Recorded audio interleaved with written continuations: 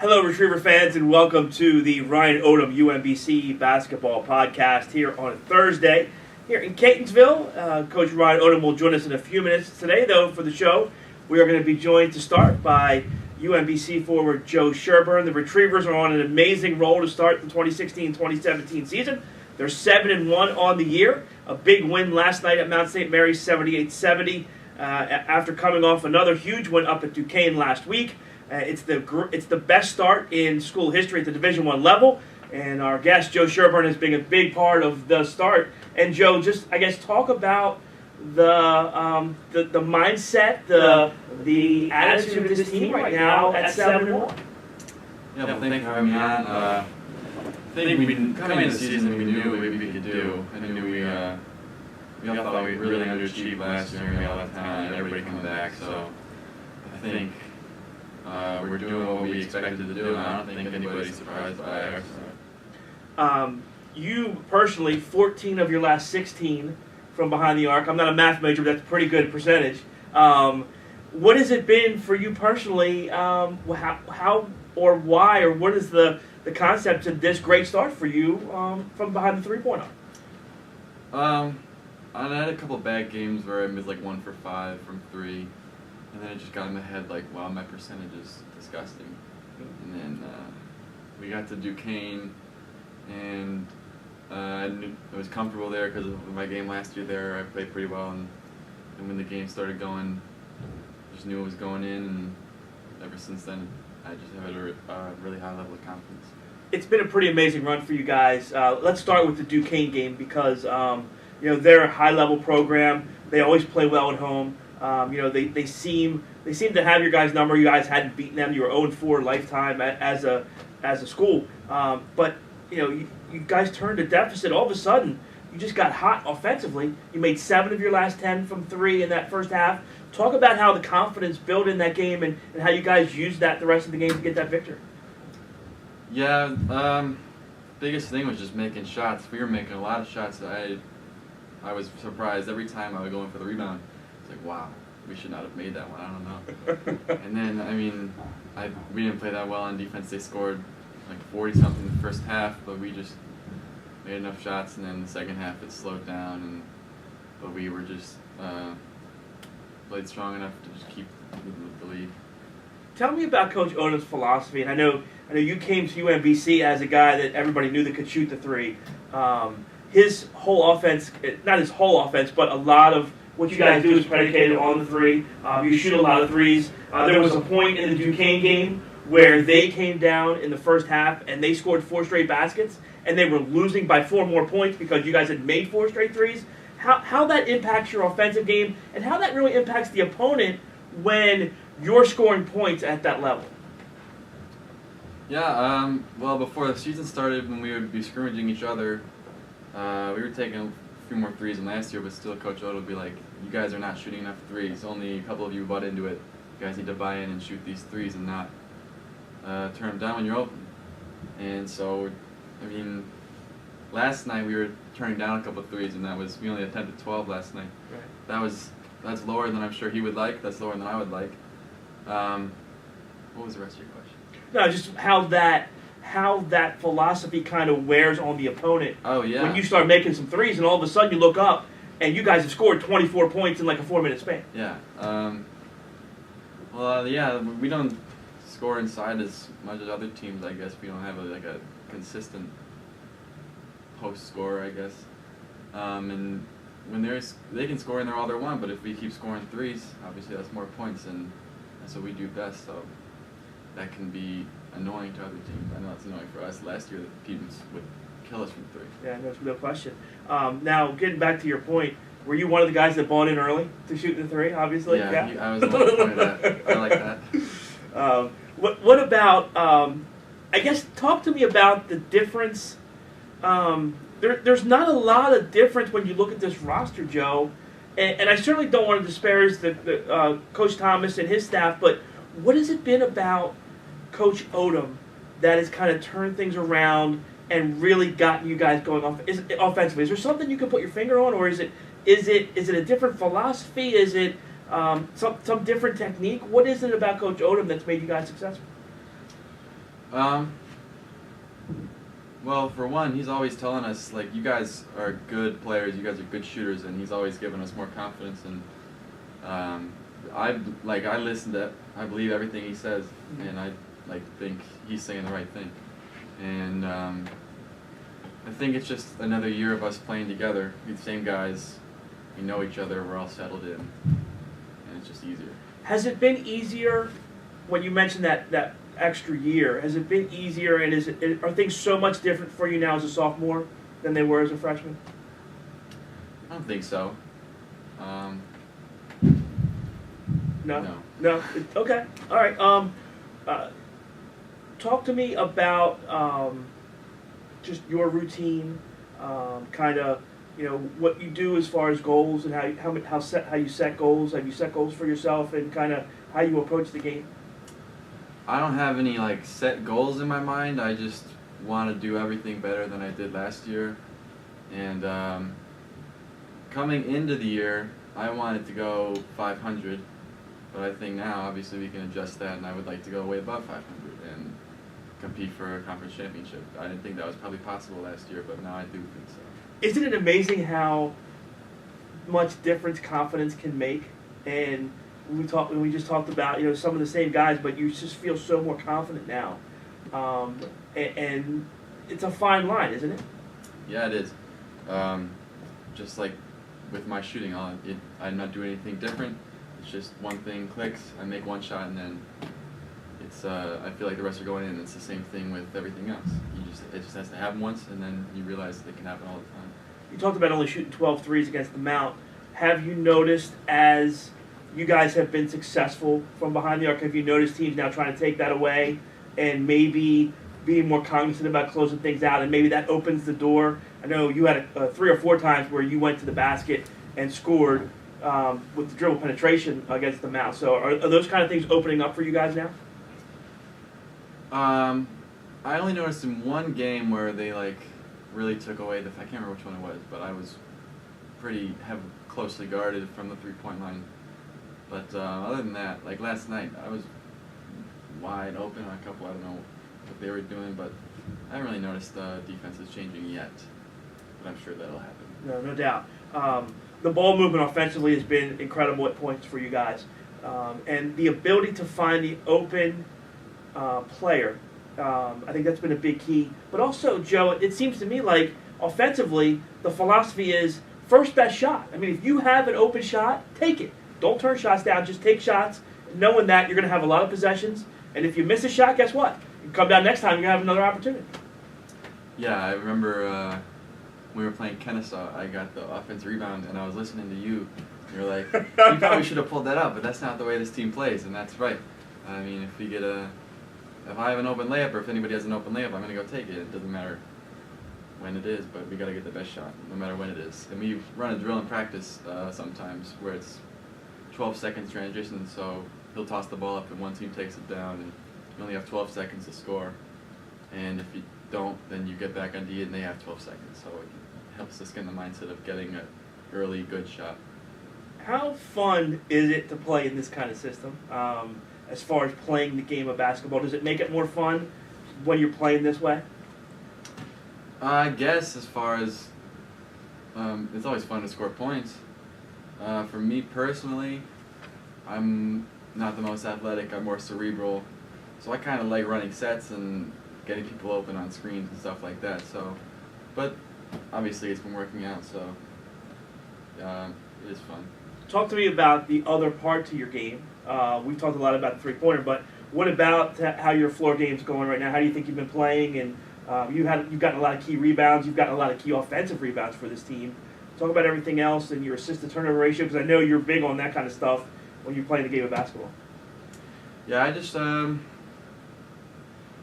hate making mistakes. If I get a turnover, I'm thinking about it the rest of the game, and I know that's not what you're supposed to do, but I like to play as smart as possible because that's what people expect me to do. People expect me to be one of the smartest ones out there, and I have to be since I lack the athleticism that other people have. You might lack the athleticism, but you shoot the ball pretty well, Joe. I mean, geez. You give yourself a little bit of credit. Yeah, anybody can do that. Um, That's why Jason Terry's on the Bucks right now. By the way, 8 turnovers in 8 games. So that's 1 turnover a game. I mean, you can let yourself kind of have that, right? I mean, that's okay. Yeah, that's good. What's a good assist to turnover ratio for Joe Sherburne? I would like 2. We get a lot more assists at away games. I don't know what. Is Steve keeping the stats? Yeah. I had at least 3 our last home game. I only came up with 1. I don't know what's going on there. So wait, there's a difference between the official assist to turnover ratio and the Joe Sherburne assist to turnover ratio, right? There's a home and away disparity. And usually away is the worst part, right? Not the home. We may have to start an investigation on this. Yeah.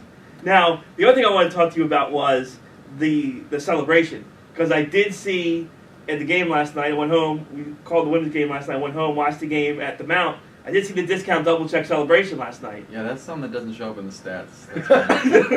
I actually got 2 of them last night. One of them was a little harder to see, and then we had Nolan at half court doing the 3 goggles, and that was my first discount double check of the year. I kept forgetting, but I usually like to do it when I make at least 2 or 3 in a row. Okay. Is that's kind of the bar. Right? Once you get to 3, I guess you're gonna go with. Yeah. I guess it has to do too with the just what the atmosphere is, right? If the other team's crowd's giving you a hard time, you got to give it back, right? Exactly. Yeah. I actually thought about it against Messiah, but if you're up by like 40 at that point, it just would have been bad taste. No, I understand. I definitely understand. I can't do an interview with you without talking football. Talk to me about your Packers and how you're feeling right now. I know they're on the outside looking in right now, but do you think they can put it together in the last month of the season? Absolutely. You just got to get past the Seahawks, and then I think we're good. But when we were sitting at 4-6, I tell people Aaron Rodgers Super Bowl MVP. So you watch out for that. Okay, we'll definitely keep our eyes on that.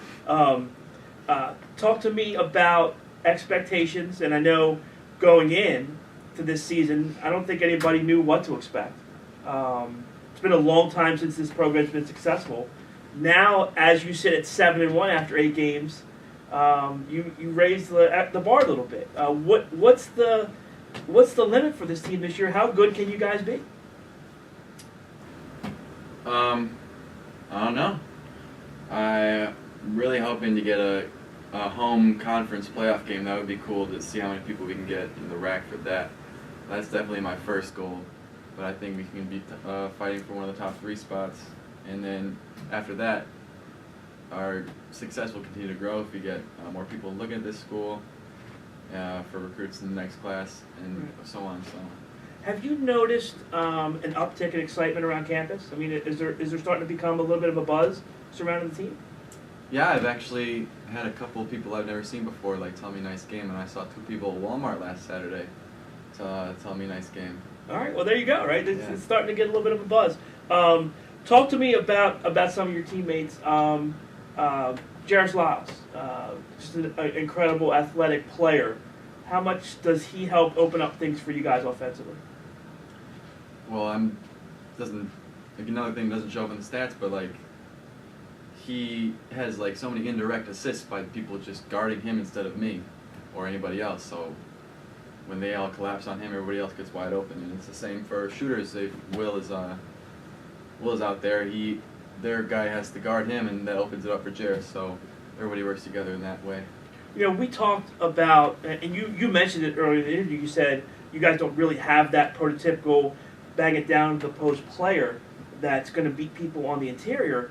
But the flip side of that, Joe, is you guys have a lot of players that are difficult matchups. Yourself, you're from the 3 or 4 where you're going to drag your defender out because you shoot the 3. Will Darley, whoever's guarding him has to be that athletic to get out there and guard that 3. So you guys definitely pose some matchups problems of your own from the reverse side of that.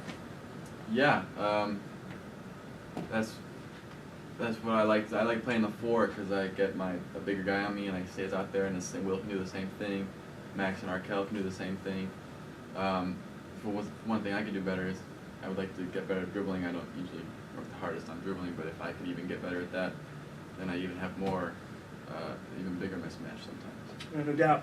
And a guy like KJ as well, do you always have to kind of be aware because he's so good, and I've seen him make passes that you're just like, how did he see that, or how did he make that pass? So I guess as a teammate, you always have to be aware that he could be looking at you, and you got to be ready to catch the ball, right? Yeah, I think that's what people have. I think we all caught on pretty quick to that. Like, he's looking to pass to everybody. And, like, there was one last night where Nolan dropped it out of bounds, but he saved it to KJ, and he had a wide open layup, but instead he just threw it behind his head to you, right? Right, yeah. And that's the kind of play we expect from KJ. No doubt, no doubt. Joe, appreciate the time. Good luck to you for the rest of the season, and also good luck to the Packers. See if they can make the playoffs, and appreciate you stopping by and spending some time with us. Thanks for having me on. You got it. Joe Sherburne here with us on the show. We'll come back, and we'll talk with UMBC head coach Ryan Odom after the break. Guys ready? Yep. All right. 5, 4, 3, 2, 1. Welcome back to the show, the Ryan Odom UMBC basketball show, the podcast here. And Coach, welcome in and congratulations. 7-1 start to the season, the best start in Division I history for the team. Talk to me about just the attitude of this team right now, the mindset having the success so far. Yeah, really proud of the players, first and foremost, and our staff. I mean, everybody that's involved with our program has worked really hard, to get off on the right foot. And it's been great to watch these guys smile in the locker room after games, and just been really proud of what they've been able to accomplish this short in the season. Let's backtrack. We've got a lot of ground to cover because it's been a couple weeks since we had this setting. Let's start with last night. A tough, hard-fought win at the Mount, 78-70. People will look at their record and say, well, they only had one win, but that was their home opener. That was the inaugural game this season for them up there. Good atmosphere for them, but you guys found a way to win and get that W. And that was what I was most proud of, looking back at it and going back and watching it. We didn't play our best basketball. Mount St. Mary's had a lot to do with that. Their defense was very good. Their pressure bothered us at times. And, but our guys just found a way. And they kept grinding, kept playing the game and doing their best. And then all of a sudden we were able to get that one run, at the beginning of the second half that kind of gave us a little bit of separation, and we were able to take it home from there. But like you said, great crowd, their first home game of the season, and they've had a tough schedule. I mean, they've been to a lot of high major schools and fared very, very well throughout the season so far. But a good win for UMBC for sure. Joe Sherburne, 28. He was 6 of 6 for the three-point line. He's 14 for his last 16 from behind the arc. Wow, that's a pretty good percentage. We were just talking, and he talked about guys buying in to shooting the three. He said from the first day of practice, you've really worked hard to convince these guys, help them understand to shoot the three.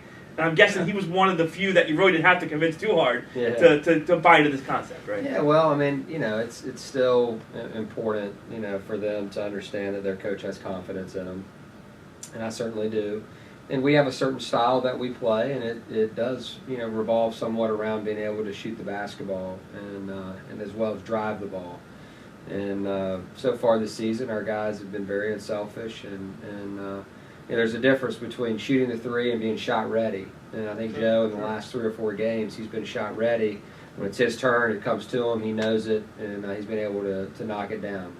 KJ Mara didn't score in last night's game, but again, 4 assists, and maybe the assist in the night off of a save from Nolan. He just flips the ball over his head to a wide open Joe, who buries a big three for you guys. He's just amazing what he adds running that offense. Yeah, he adds a lot, no question. And he's very unselfish. He wants to make the right play. He wants his teammates to look good. And that's a tremendous quality to have. And it feeds throughout our team when he plays that way. Messiah, the victory, you scored 98. You guys are averaging 90 points at home. Is that just a comfortability for you guys, knowing the practice on the court, they know where they want to shoot the ball from, they have their spots, I guess we can talk about, and it's amazing to see how efficient you guys have been offensively at home. Yeah, naturally, I mean, you're going to play a little bit better at home. It's just the comfort, that you feel. I mean, you're in that gym every day, and, certainly that's a factor, but, I think our guys are comfortable anywhere. I mean, they enjoy, just playing the game, and I'm excited to kind of see where this thing can go. No doubt. And now, obviously we need to talk about the Duquesne game because that's a huge win for you guys. Yeah. That's a road win against a quality A10 opponent. Talk to me and walk me through the prep and then the actual game and getting the win. And it wasn't easy. Yeah, no, it definitely wasn't, and no games on the road for us will be easier for any team. It's not easy to go, on the road and come out and dominate a game, from the opening tap to the end. When you're at home, you're a little bit more comfortable. You're going to play a little bit better. You got the crowd behind you, so you're fighting a lot of different factors as the road team. And in that particular game, they punched us in the mouth right away, and we got down. We were a little bit unsettled.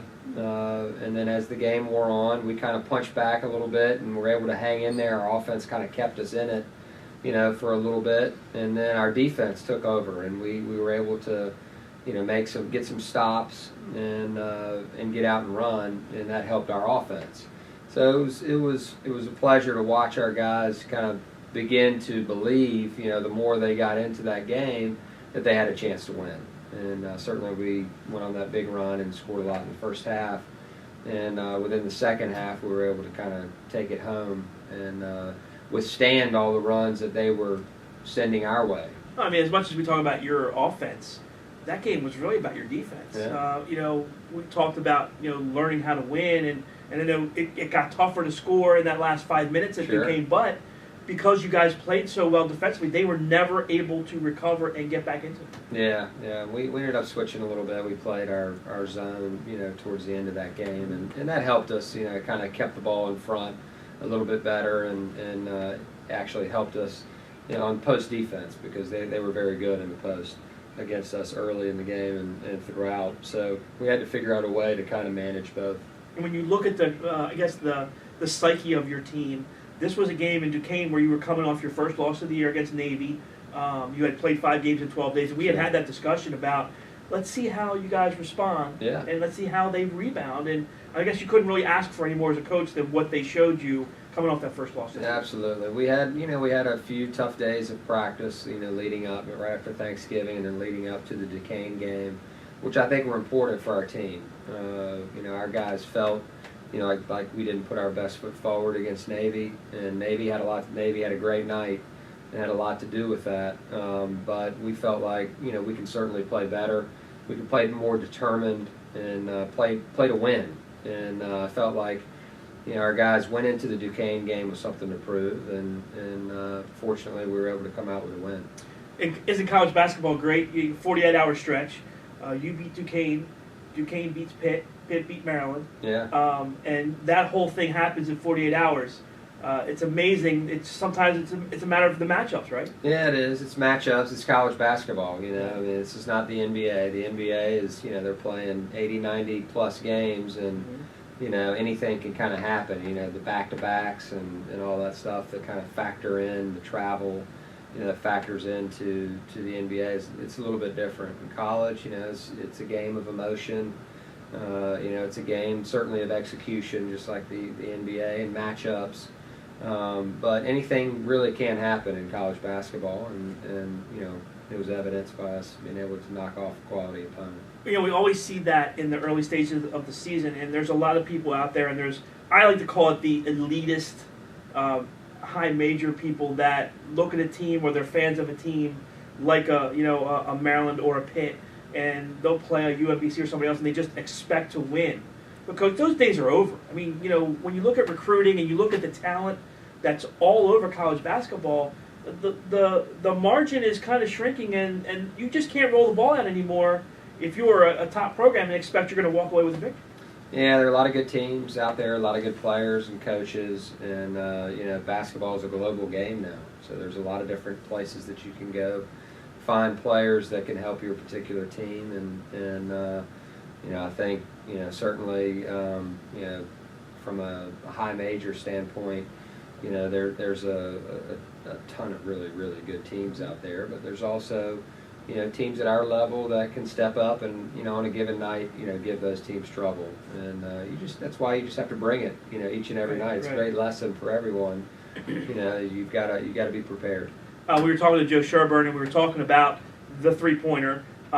It's kind of it's interesting because you guys, and we talked about this, no one's played well, but you really don't have a let's bang it down into the post, score on the box kind of guy. But for you, that's kind of a good thing because you give other teams problems with Joe Sherburne, with Will Darley, in matching up with guys that can bring the bigger guys out to the arc and make them defend the three. Sure, no question, and I do think down the road we do have to develop some sort of interior game where we can play with our back to the basket, and Nolan's getting better at that. He's improving, and he's certainly a willing passer. He's not selfish when he catches it in there. He understands that. If he sees one of his buddies open, he's gonna give him the ball back. And but his biggest thing is early in the season being ready to catch and finish, and with all of our big guys, because we have multiple guys that can catch it around the rim and go up and finish. And obviously Arkell's coming off of his injury, so he's not quite himself yet. And Max is coming into his own. He's got a chance. So I feel like our team can really grow and continue to improve as the year goes on. Coach, maybe one of the most amazing things about the start at 7-1 is that you really haven't been 100%. You didn't have Rodney for the first few games. Then you lost Arkell.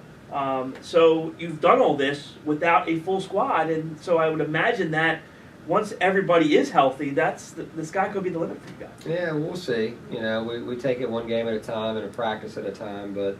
I am happy about the guys getting to a point where they're developing some chemistry together, and our lineups are kind of coming together. But I do think there's another step that we can take, and it's our job to kind of try to work each day to get there. No doubt. Great article in the Richmond Times by John O'Connor about you coming back to Virginia. And playing three non-conference games coming up. One against Richmond this Saturday, and then you'll also be going to Virginia Tech and James Madison. Yeah. So talk about that. Talk about going back to Virginia and playing these games. Yeah, it's a special place certainly to my family and myself. Going to school there. When Dad was working at the University of Virginia, that was a special time in our lives. A lot of great people, that we were fortunate to come in contact with. And loved watching all the Wahoo teams play back then, but it'll be fun. Certainly will be challenging. Each program that we're going to be facing in Virginia, they're all storied programs. Have had a lot of success over the years, so it'll be a big challenge for us to go down there and fare well. You look at Coach Mooney, what he's been able to accomplish there. He's done a tremendous job. I know James Madison's hired a new coach and kind of in a similar situation that we are, and trying to get it going. And then Buzz Williams has done a phenomenal job at Virginia Tech, kind of resurrecting their program and getting it on the national stage again. So we've got our hands full, but we're going to give it our best. No doubt. In the article, they talk about you being the ball boy of Virginia, seeing them shoot the three for the first time in 1987. Yeah. And falling in love with it. And it's interesting. I thought your comments were interesting because you talked about, look, I'm not going to be a guy who's going to dunk. Yeah. But you know what? I can step behind the line and shoot a three. And we've talked about this too. Yeah. Three is more than two. So That's you can right. dunk all you want. But you make threes, and I think that was indicative of the Duquesne game. They scored 4 straight possessions. They were losing by more. Yeah. So it's a big factor. Yeah, it really is. And you've got to be able to take advantage of it. And, I do remember that, watching Jeff Lebo come down and pull up on a break for 3. And you never saw that. Back then in the 80s, they were passing up wide open elbow shots, just to get it inside. And the game's totally changed. So you've got to grow with the game, and it's just the way I enjoy playing, and I enjoy watching my players play. And remember Terry Gadden, we used to shoot from like 40 feet before it even counted. That's right. He was taking those kind of shots. Taking way deep ones. Awesome. Coach, good luck against Richmond. Appreciate the time, and we'll do this again next week. Absolutely. Thanks. Okay. Coach Ryan Odom here with me here on the Ryan Odom UMBC Basketball Podcast. We'll talk to you again next Thursday. Remember, UMBC is in action this weekend. They take on Richmond down in Richmond. And next week we'll preview the Towson game, a big crosstown matchup coming up next Saturday as well. That's going to do it for the podcast. Thanks for watching. Thanks to Joe Sherburne. And we'll talk to you next week.